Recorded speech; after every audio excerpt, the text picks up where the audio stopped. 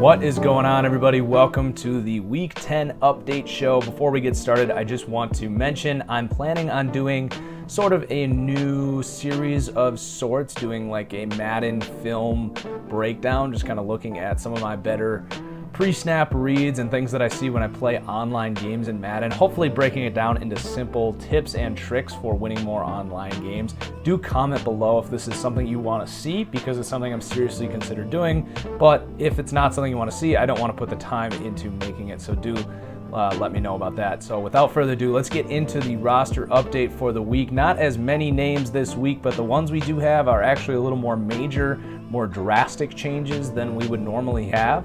So starting off with our star of the week, it's Adam Thielen, who has really established himself this year, was really good last year too, but really showing that, frankly, he might have the second best pair of hands in the entire league outside of Larry Fitzgerald. Maybe not the spectacular catches, even though he does make those as well, but just in terms of safe hands, just a guy that's never going to drop the ball. Adam Thielen has been relentless. He also has really established his route running and just understanding of where to be and how to get open. So +4 for Adam Thielen. And then our dud of the week is going to be Terrell Pryor, who has fallen off the face of the earth, got an $8 million contract, and is more or less non-involved in that offense at this point, is not on the same page with Kirk Cousins, and was rated pretty high as an 80 to start the year. So he comes down to what will be a 75 now, -4 this week. And then on to the rest of the risers this week. We got Kevin Byard, the free safety for the Titans, going up +3, so 74 to 77. Really making an impact on this Titans defense that's been better lately. I know they got blown out by the Steelers, but just in general, maybe one of the better players on this entire defense this year has been Kevin Byard. So he goes up +3. And then another safety here, the Chargers.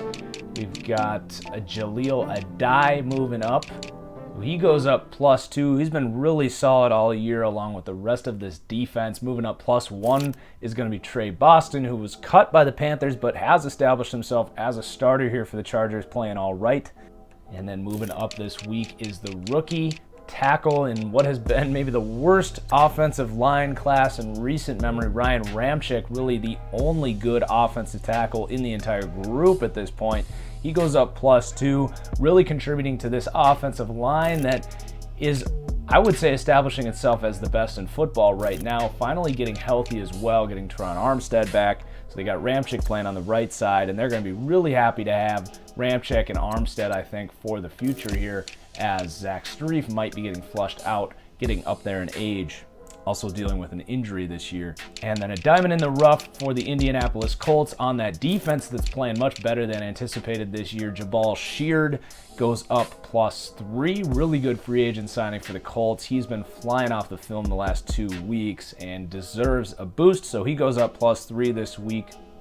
And Robert Woods getting a little bit of love after blowing up the stat sheets recently. I've always thought Robert Woods is a pretty solid receiver. That said, I don't think he's necessarily dominating anyone from a scouting perspective, but obviously getting open, big plays, and really contributing to this Rams offense that's been really good. So he goes up +1. And then for the Falcons, how can you not raise Adrian Claiborne after the week he had? Now I will say, we'll see the guy who was going up against in the fallers section.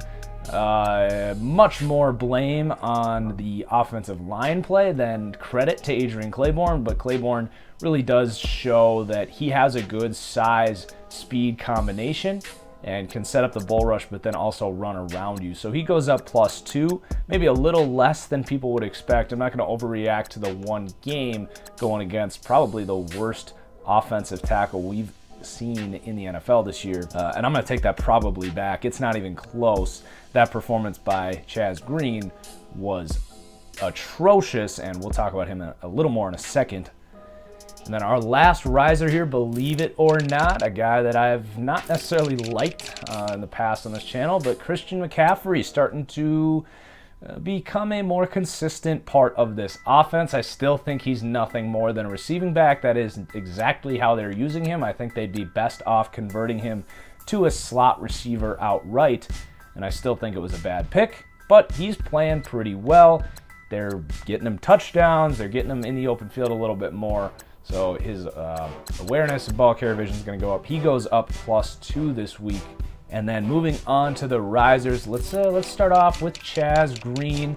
I would have made him my dud of the week, but it's not quite as exciting as maybe a bigger name like Terrell Pryor.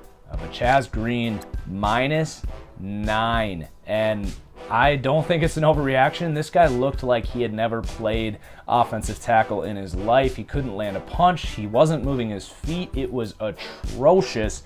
And Tyron Smith, his name gets boosted up in my MVP voting because, my God, we saw what this offense is without Tyron Smith. Granted, you're getting very, very much below replacement level production there at the left tackle.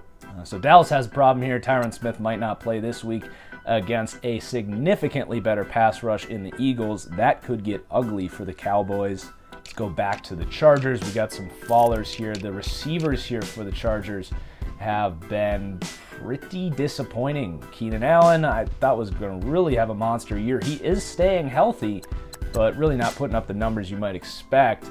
So he goes down -2. I still think he's a really solid player. This offense just isn't really clicking on all cylinders right now.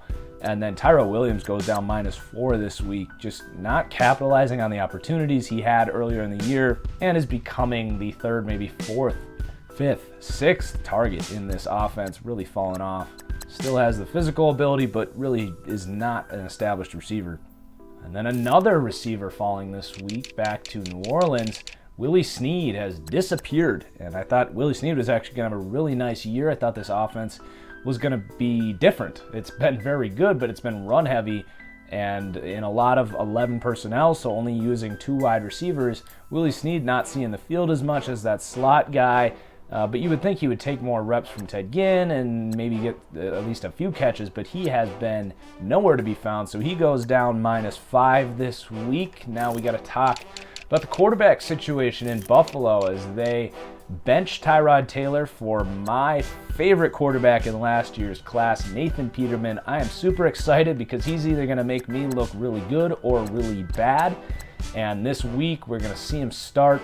And I will say I'm pretty excited considering he seems to have actually just straight up beat out Tyrod Taylor. It's not like they're in a desperate situation to make a change. And we're not looking at like a Tyrod injury here. It really was just them saying, we think we have a better chance to win with Nathan Peterman. Really excited.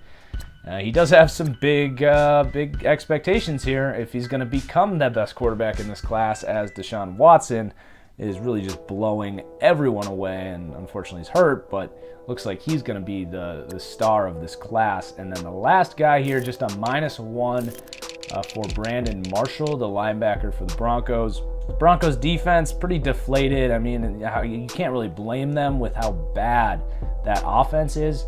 So nothing drastic here, but Brandon Marshall is not playing at an elite level this year. Still pretty young. I don't think it's an age thing. Really probably just more the chemistry of this defense is off. So that does it for this week, guys. Let me know if there's players you agree with, disagree with, if there's players you think I'm missing here. Definitely let me know in the comments below. Like the video if you enjoyed. Cheers, everyone. We'll see you next time.